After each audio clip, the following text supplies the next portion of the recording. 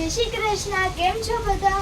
ઉનાળામાં તો જો ઝરમર વરસાદ આવે છે, તો આજે તો મારો સ્કેટિંગ ક્લાસ બંધ છે, તો હું તો હતી ફ્રી, તો મેં વિચાર્યું કે તમારા બધા માટે એક વ્લોગ લઈ આવું. તો બધા ગુજરાતીને આવા વરસાદમાં ભજીયા અને ગાંઠિયા ખાવાનું જ મન થઈ જાય. તો મારા નાની આજે બનાવવાના છે વણેલા ગાંઠિયા અને એની સાથે તીખી ચટણી, સંભારો, મરચા અને બધા છોકરાઓને ભાવતી ચિપ્સ. Let's go. પહેલા બનાવવાના છે આપણે ચિપ્સ. તો મારા નાનીએ બટેટા છોલી નાખ્યા છે. હવે જો નાની ચિપ્સ પાડી રહી છે.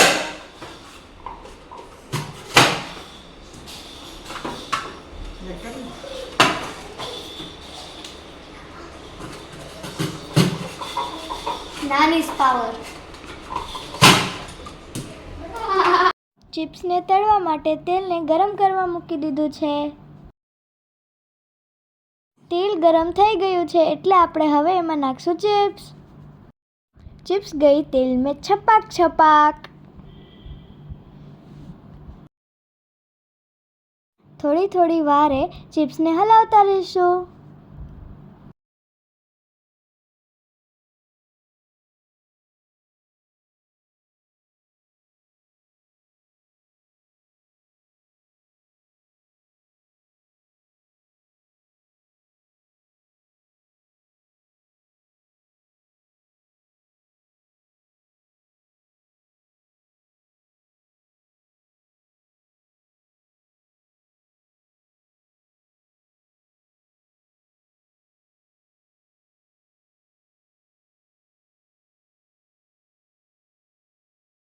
ચિપ્સ થોડી બ્રાઉન કલરની થઈ ગઈ છે એટલે હવે આપણે એને તેલમાંથી કાઢી નાખશું. ચમચા વડે હલાવશું એટલે કે એમાંનું બધું તેલ નીચે આવી જશે. મારા નાની પપૈયાથી તીખો મીઠો સંભારો બનાવે છે. તેમાં મીઠું, ચટણી, ચાટ મસાલો અને ધાણા જીરું નાખીને વ્યવસ્થિત રીતે મિક્સ કરી નાખશું.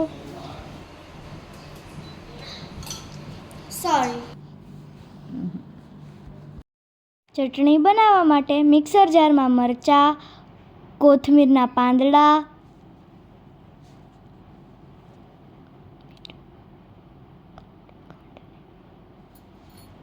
ખાંડ, લીંબુ અને મીઠું, બરફના 2 ગાંગડા, ગાંઠિયાનો ભૂકો નાખીને મિક્સચરમાં સરખી રીતે પીસી નાખશું.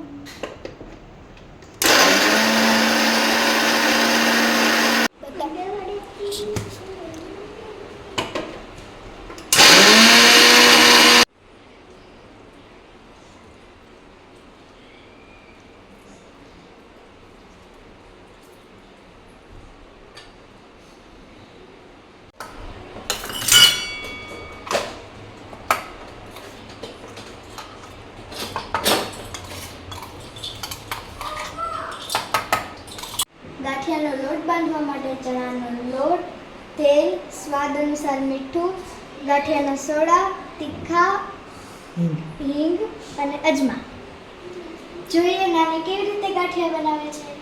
અજમા, તીખા, હિંગ,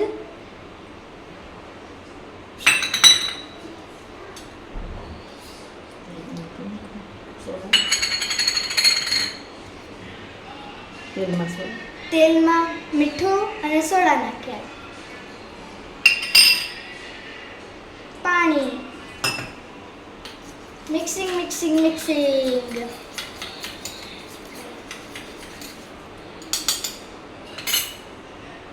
બધાને નાખી દીધું લોટમાં. લોટમાં જરૂરિયાત પૂરતાનું પાણી નાખીને તેને મસળી નાખશું. તો લોટ થઈ ગયો તૈયાર.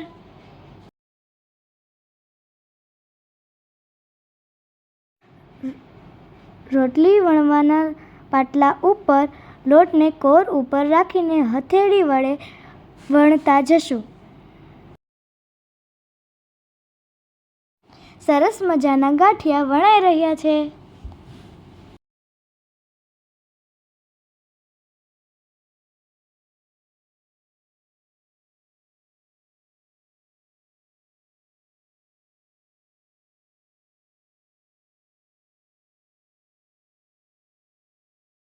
ગાંઠિયાને આપણે ગરમ તેલમાં નાખીશું. જો ગાંઠિયા ફ્રાય થઈ રહ્યા છે.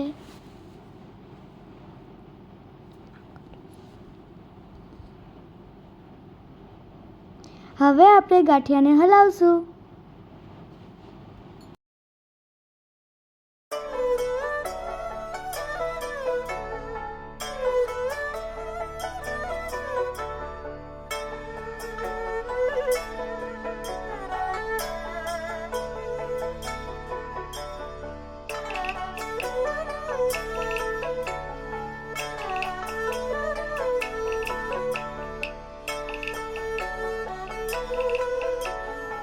ગરમ ગરમ ગાંઠિયા ઉપર હિંગ સ્પ્રિંકલ કરીને તેને સર્વ કરશું.